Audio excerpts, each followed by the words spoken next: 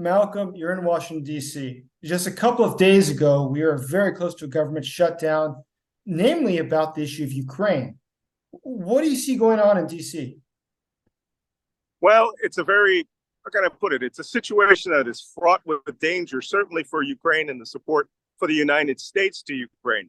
You have to understand that the United States government right now is essentially being run by two separate groups. One is a series of adults who are serious about governing, serious about statecraft, serious about supporting our allies. And the other is a group that is wholly beholden to two parties, Donald Trump and Vladimir Putin. And since Donald Trump is an acolyte of Vladimir Putin, they don't care at all about Ukraine. What they care about is satisfying Donald Trump's personal vendetta against Vladimir Zelensky. Because if you recall, so he got impeached for attempting to extort Ukraine over Javelin missile funding if they didn't create a false investigation of Joe Biden. Now that Joe Biden's in office, Donald Trump is against Ukraine. Vladimir Putin is against Ukraine. Donald Trump loves Vladimir Putin. Therefore, most Republicans, at least 117 in the House of Representatives, are now openly stating they do not want Ukraine funded. So now that we've passed this initial point of having a near shutdown, what's next? How much risk is Ukraine still in? I don't think as much risk as people would like to believe. First off, you have to understand that a lot of the monies and resources that are coming to Ukraine right now were already allocated earlier this year. Look, I know as a member of the International Legion that the battlefront in Ukraine is a consumable war. It is consuming everything that we send over there, including the nerves of the men and the women in the Ukrainian armed forces, as well as the bullets, the ammunition, the tanks. These things must constantly be replenished. War is about logistics, much more, almost as much as taking terrain. So this funding that we needed is needed to sustain not just Ukrainians' combat operations in the field, but also the humanitarian aid and governmental support to Ukraine for many things that the average person in Ukraine needs. Fire departments, paramedics, rescue when buildings are struck by missiles. This is a life and death situation for Ukraine. And there is a block of Americans who are wholly owned subsidiary of an ex-Russian KGB officer who believe that if Donald Trump says it's bad, and they don't want to fund it.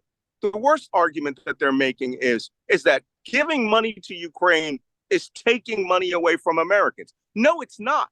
The weapon systems that we're talking about and ammunition in many instances were paid for decades ago. And then we would actually have to pay contractors billions to destroy those weapon systems. So now we're using them in support of our allies for American democratic norms that we have been spreading since the first troops landed in Normandy in World War II.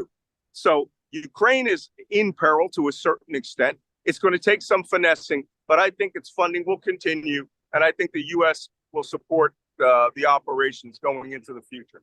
So if an American were to tell you, Ukraine's not relevant to me, it's far away, both as far as distance as well as my concerns in life, why would you tell him that we should be helping Ukraine?